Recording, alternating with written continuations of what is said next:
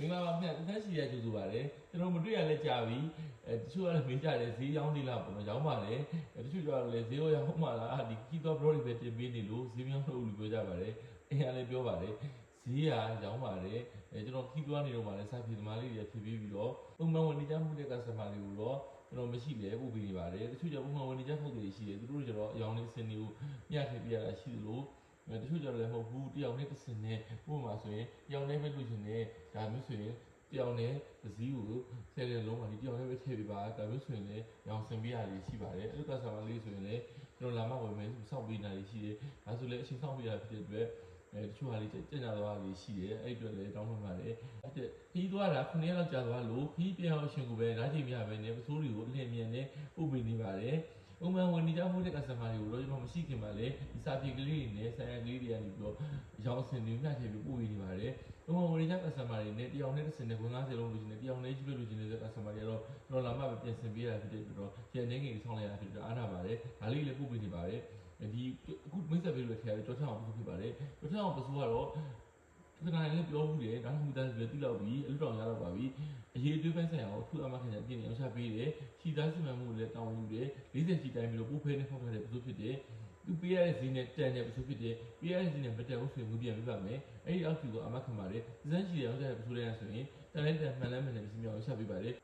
တန်လိုက်တန်ဆိုတဲ့နေရာမှာသတ်မှတ်တဲ့ဇီနိုခုခေတ်ကလာပုံစံနဲ့အညီဖြစ်တော်တဲ့ဇီနိုနဲ့အောင်ချပေးတာဖြစ်တယ်လို့မှန်လဲမှန်ဆိုတဲ့နေရာမှာထူထားတဲ့ပစ္စည်းအရေးအသွေး quality ပိုင်းဆိုင်ရာဟာ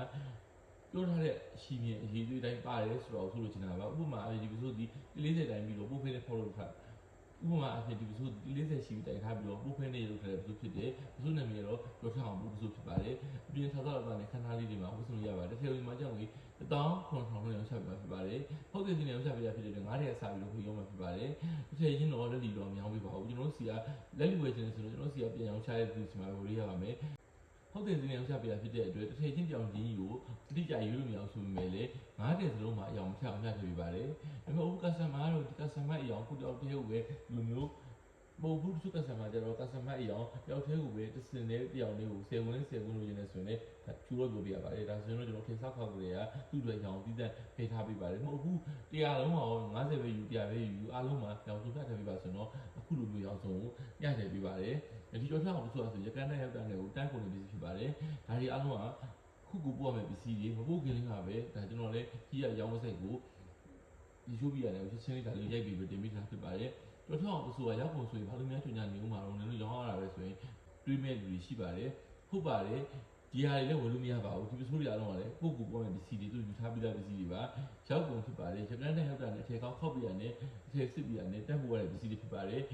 မှားယူခြင်းနဲ့ဆိုရင်တော့ကြိုတင်80ထားမှရပါမယ်မဟုတ်ဘူးဒီ90လေးလိုချင်နေဆိုရင်တော့ရောင်စုမဲ့ထည့်ပေးပါတယ်တယောက်နဲ့တစ်စင်နဲ့ဆိုရင်တော့သူပြောထားမှသိချမှာဖြစ်ပါတယ်အခုကာလကမိုးရင်းဖြစ်လို့အထည်ချောက်ဖို့အတွက်နှောင့်နှေးပါတယ်အထည်ချောက်တာနှေးတာဖြစ်တဲ့အတွက်အထည်မျိုးလုံးနည်းပါတယ်ဒါကြောင့်ဒီစိုးဝယ်မယ်ဆိုရင်တော့ကြိုတင်တော့80ထားမှရပါမယ်ရှင်းရှင်းလိုချင်နေဆိုရင်တော့ stock ရှိရင်တော့ဥပ္ပေပါတယ်မရှိရင်တော့ဒီပိုင်းရင်းငယ်တော့ဆောင်းရပါတယ် Ryan Ninja Van အားလုံးကို FA Express အစရှိ delivery ရောင်းကောင်းတော့အတစင်မြန်မာနိုင်ငံမှာရှိတဲ့မြို့နယ်ပေါင်းများကျော်ကိုလည်းပို့ဆောင်ပေးရရှိပါတယ်